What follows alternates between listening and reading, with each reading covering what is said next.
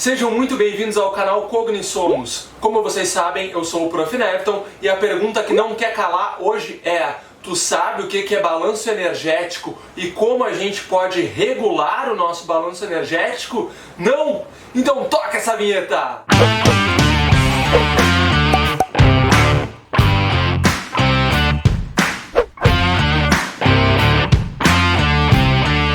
Então, gente, antes de a gente entrar no balanço energético propriamente dito, o que vocês têm que ter em mente é que os nossos macronutrientes contidos na dieta possuem energia.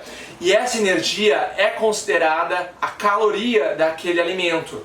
Nos nossos carboidratos, nós temos em torno de 4 quilocalorias por grama de alimento. Assim como os nossos lipídios, nós temos em torno de 9 quilocalorias por grama daquele alimento. E nas proteínas nós temos em torno de 4 quilocalorias por grama daquele alimento.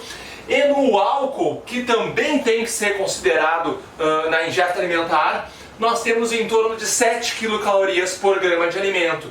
Dessa forma, tu já consegue imaginar por que a gente tem que considerar o álcool dentro dos nossos cálculos, sendo que ele possui 7 quilocalorias a cada 1 grama de álcool. Ele ainda tem caloria maior do que proteínas e maior do que carboidratos e só um pouquinho menor do que lipídios.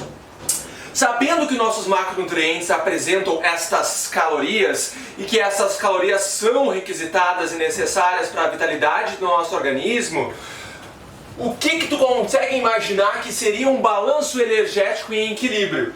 Então, um balanço energético em equilíbrio nada mais é do que uma dieta no qual as calorias dos macronutrientes presentes naquele alimento dentro das 24 horas, elas são iguais ao gasto energético diário daquele indivíduo. Então mantenha em mente que a gente precisa saber o gasto energético diário do indivíduo.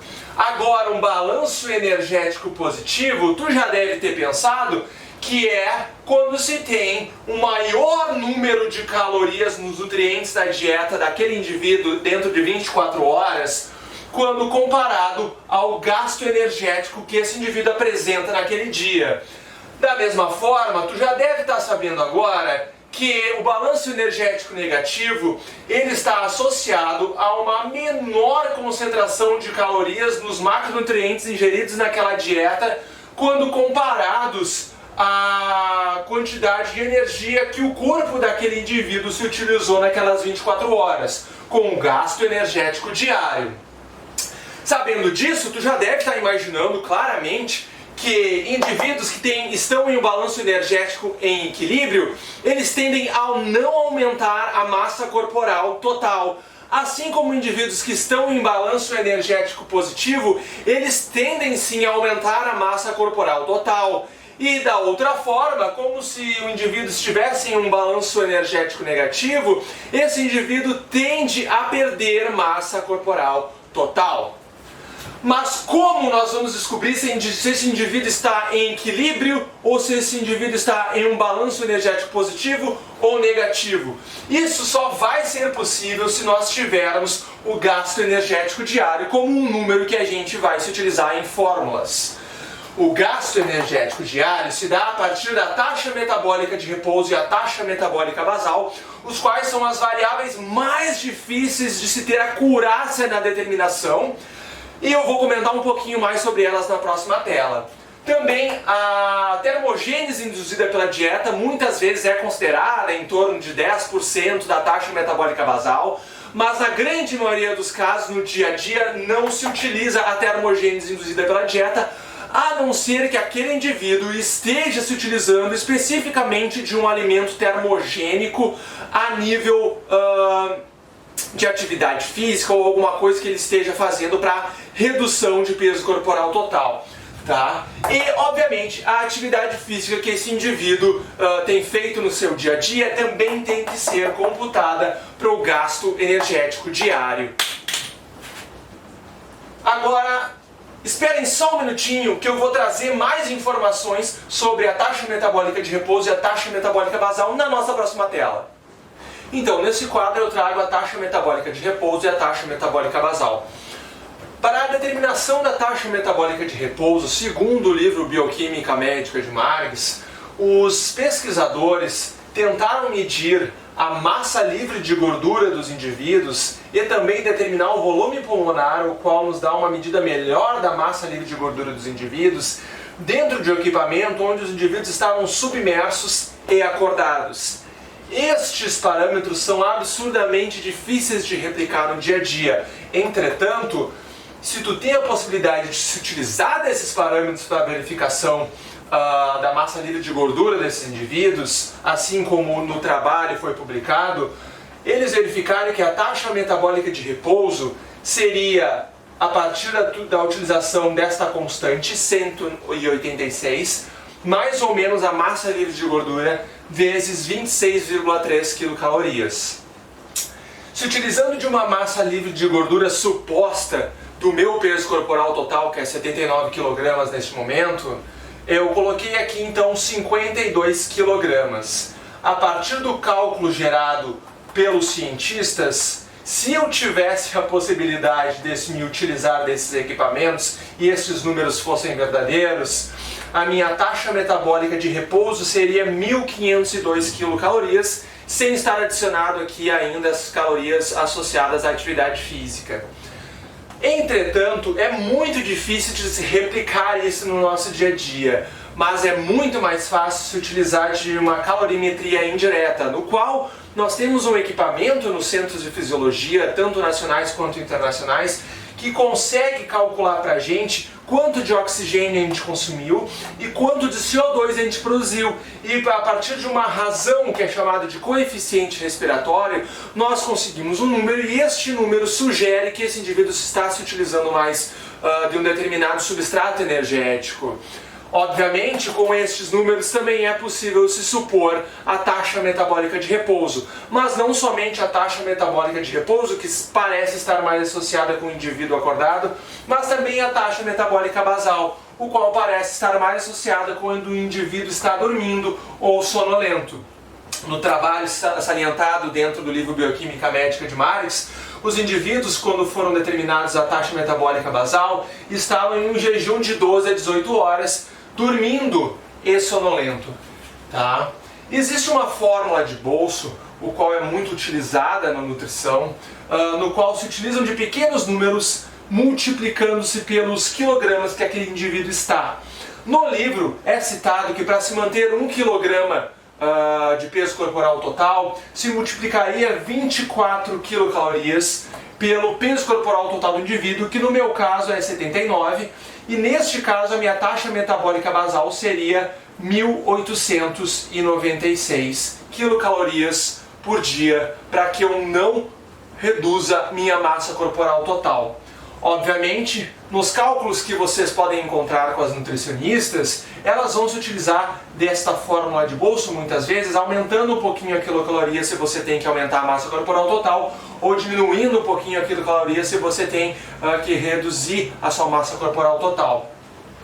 Também nesse mesmo livro, a Organização Mundial da Saúde trouxe uma tabela no qual apresenta pelo menos mais duas variáveis dentro da equação, que é o sexo do indivíduo e também a idade do indivíduo. Eu vou deixar essa tabelinha em algum lugar aqui, daí vocês podem parar o vídeo, tirar uma foto, copiar ou mesmo procurar na internet posteriormente, que vocês podem começar a brincar com esses números e calcular suas taxas metabólicas basais.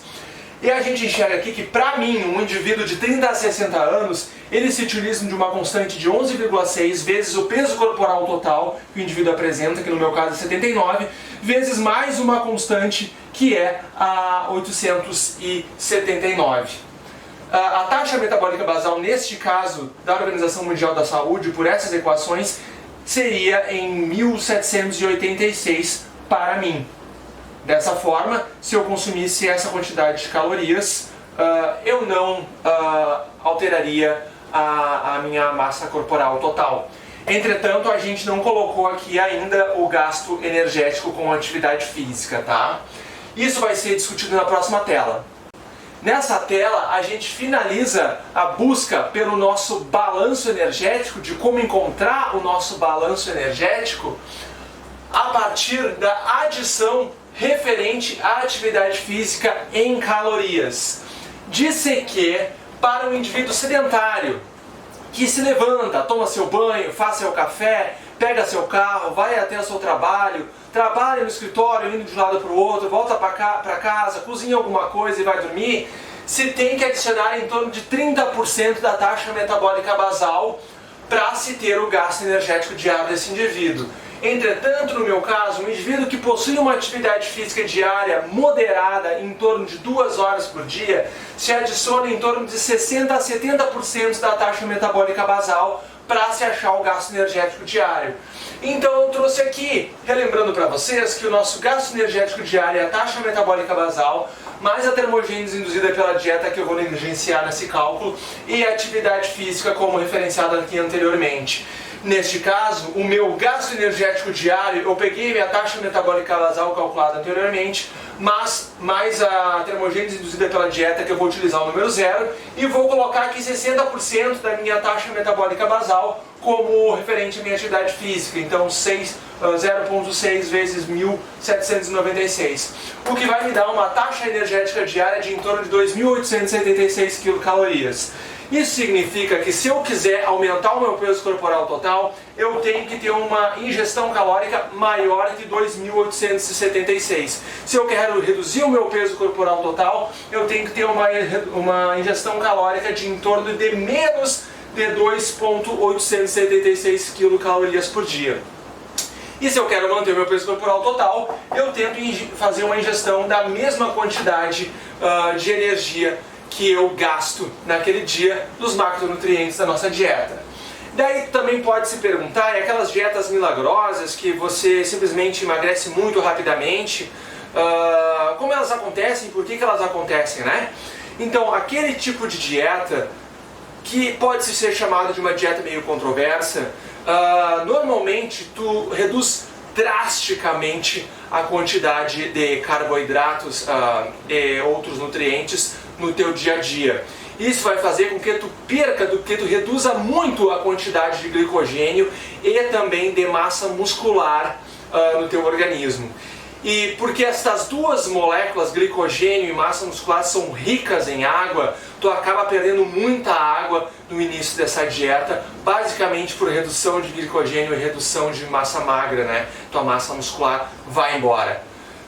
De maneira geral, isso não é considerado a melhor maneira de emagrecimento, mas, por exemplo, é muito plausível reduzir aqui em torno de 800 a 1.000 calorias da minha dieta e dentro de uma semana eu vou reduzir minha massa corporal total aí em torno de 900, 800, 1 kg. Dessa forma, a gente consegue uma dieta mais equilibrada e uma redução de peso corporal total mais equilibrada também. E não só perdendo tanta massa magra e glicogênio presente no teu organismo.